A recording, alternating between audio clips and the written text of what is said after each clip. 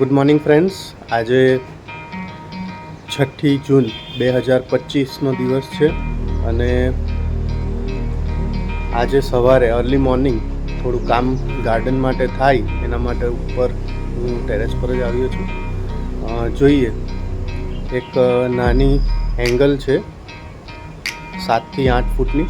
એ angle લગાવીને ઘર જેવું એક સેટઅપ બનાવવાનું ટ્રાય કરીએ છીએ.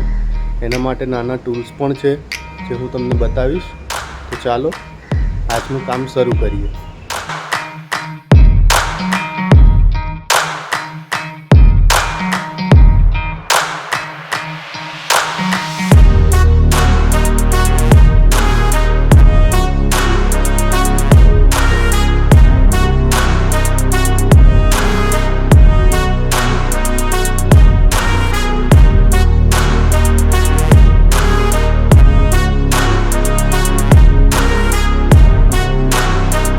સો ફ્રેન્ડ્સ, ફાઇનલી જે એંગલ લગાવવા માટે સવારથી મહેનત કરી રહ્યા હતા તે એંગલ લાગી ગઈ છે.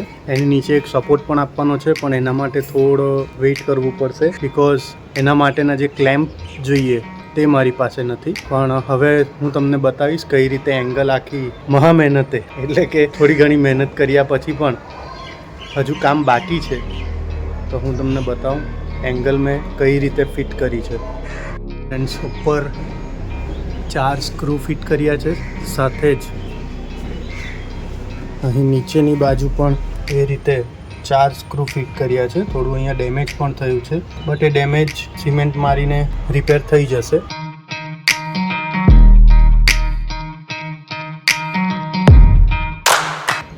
સો ફ્રેન્ડ્સ, જસ્ટ આ એંગલનું કામ અત્યારે પૂરું થયું છે અને સાથે સાથે એક બીજું નાનું કામ અત્યારે કરવા જઈ રહ્યા છે.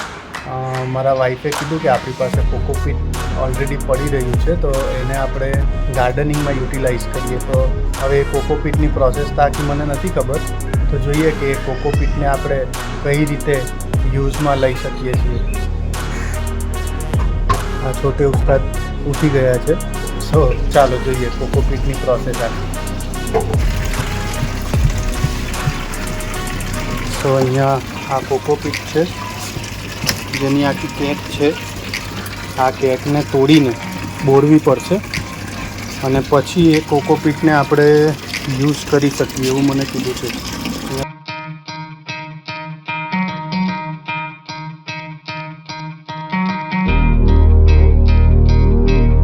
સો ફ્રેન્ડ્સ, ફાઇનલી કોકોપીટ બોળી દીધું છે, જેને 3 થી 4 કલાક સુધી એમ જ આપણે રહેવા દેવાનું છે અને 3 થી 4 કલાક પછી એને આપણે આ બાજુમાં જ જે જગ્યા છે ત્યાં સુકાવા મૂકી દઈશું. અત્યારે લગભગ 8-1 વાગ્યા છે, તો આપણે 10-11 વાગ્યા સુધી આને આ રીતે એમ જ આ જ કન્ડિશનમાં રહેવા દઈશું અને પછી 11 વાગે એને ડ્રાય થવા મૂકી દઈશું અને સાંજે 6 થી 7 વાગે આ બધું કોકોપીટ પાછું એક બેગમાં કેરી કરી લઈશું, ભરી લઈશું. તો એને આપણે જે પોટ્સ છે પ્લાન્ટેશન માટેના, એ પોટ્સમાં આપણે આ કોકોપીટને નાખીશું, જેથી કુંડામાં વધારે સમય માટે ભીનાશ રહે અને આપણે ઓછા પાણીમાં પણ સારા એવા છોડ રોપી શકીએ.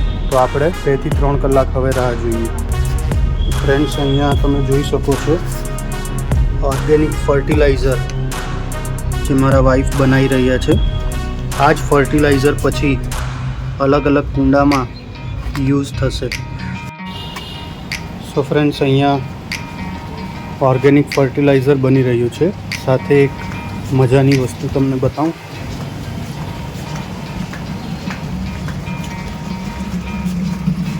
આ જુઓ, આ અમારા કિયાન્સભાઈ છે. એ જે પ્લાન્ટ્સ છે એના વોટરિંગ કરવા માટે પાણી ભરી રહ્યા છે. તો ના, એ બંધ નહીં કરવાનું બેટા, એ ખુલ્લું જ રાખ આખું. હા, હવે ઉચકી લે. ઉચકા હે?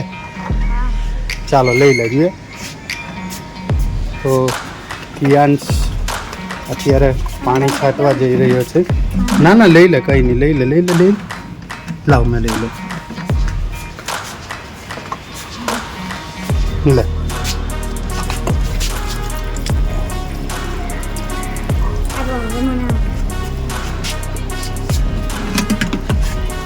સો આ રીતે યાંશભાઈ છોડવામાં પાણી નાખી રહ્યા છે.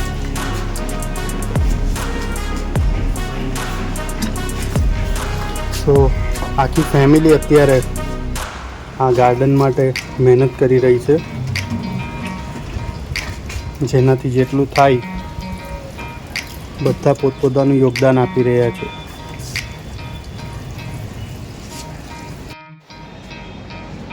સો ફ્રેન્ડ્સ, સવારે જે કોકોપીટ આપણે ડ્રાય કરવા માટે મૂક્યું હતું, સૌથી પહેલાં પલાળી લીધું હતું અને પલાળ્યા બાદ એને 2 થી 3 કલાક આ રીતે પાણીમાં રહેવા દીધા. પછી લગભગ 11-12 વાગે સૂર્યપ્રકાશમાં એને સુકાવા મૂકી દીધું હતું, જેથી એમાં રહેલો ભેજ, એમાં રહેલી ખારાશ પણ નીકળી જાય. હવે એને એક બેગમાં ભરી લઈશું અને જ્યારે કુંડામાં માટી સાથે નવા છોડ રોપવાનો વારો આવશે ત્યારે આને વચ્ચે ભેગું કરી દઈશું, જેથી કુંડામાં ભેજ વધારે સમય માટે રહે. તો આ આપણા કોકોપીટની આખી પ્રોસેસ પૂરી થઈ ગઈ છે.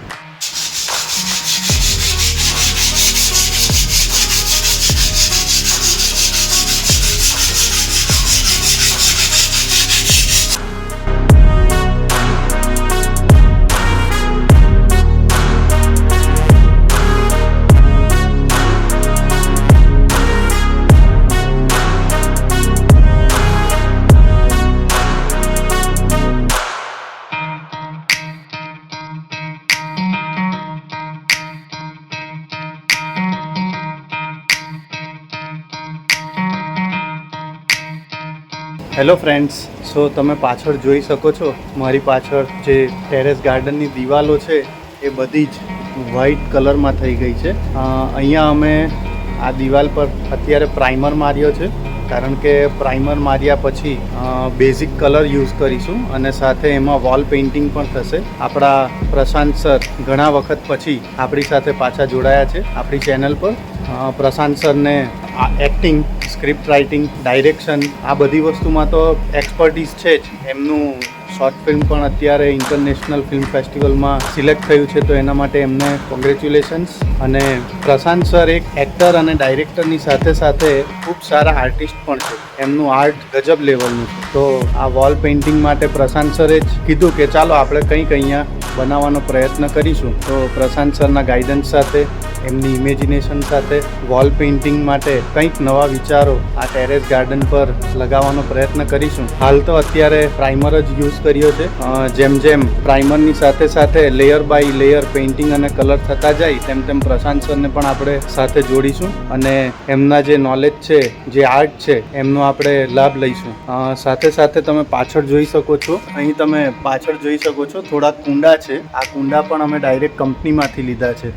મોટા કુંડા અમને 80 રૂપીઝમાં મળી ગયા, જ્યારે નાના કુંડા 60 રૂપિયામાં. તો એકદમ લો કોસ્ટ કુંડા પણ 10-15 જેવા લીધા છે, કારણ કે ગુલાબ જેવા છોડ એને આપણે એક પર્ટિક્યુલર કુંડામાં મૂકીએ તો વધારે સારું પડે. એને પણ અત્યારે કલર કરવાનો છે, તો આપણે થોડા ટાઈમ પછી આજે સાંજે કુંડાને કલર પણ કરીશું અને પ્રશાંત સર આવે તો એમની સાથે વોલ પેઇન્ટિંગ માટેનો જે પ્રાઇમર પછીનો ફર્સ્ટ લેયર છે, અને જો થોડા ઘણા પેઇન્ટિંગ આજે થાય તો તે પણ કરવાનો પ્રયત્ન કરીશ. સો ફ્રેન્ડ્સ, કીપ વોચિંગ અને અમારી સાથે જોડાયેલા રહે. હેલો ફ્રેન્ડ્સ, સો વોલ પેઇન્ટિંગ માટે પ્રશાંત સર આપણી સાથે જોડાઈ ગયા છે.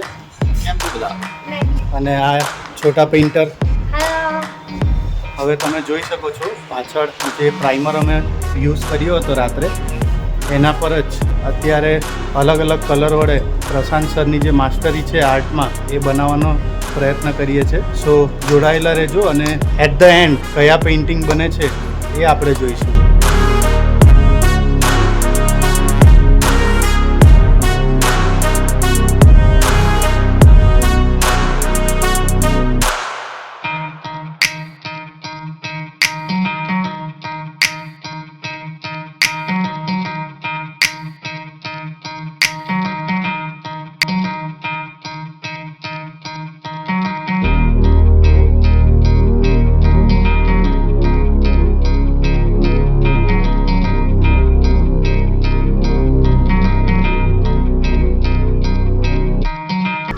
Good morning friends. તો આજે 8મી જૂન 2025 ગઈકાલે રાત્રે તમે જોઈ શકો છો પાછળ એક ફર્સ્ટ કોટ આખો મારી દીધો છે દિવાલ પર, અને પ્રશાંત સર પણ સાથે જોડાઈ ગયા છે. વોલ પેઇન્ટિંગ આ વોલ પર ઓલરેડી અમે સ્ટાર્ટ કરી દીધી છે. પ્રશાંત સરે પાછળ આખું એક સ્કેચ બનાવવાની શરૂઆત કરી દીધી છે. સો અહીંયા તમે જોઈ શકો છો એક આખું વોલ પર પેઇન્ટિંગ સ્ટાર્ટ થઈ ગયું છે, અને આ બાજુની દિવાલ પર પણ આજે પેઇન્ટિંગ આપણે બનાવી દઈશું. તો સાથે જોડાયેલા રહેજો, હું તમને અપડેટ આપતો રહીશ. Thank you very much.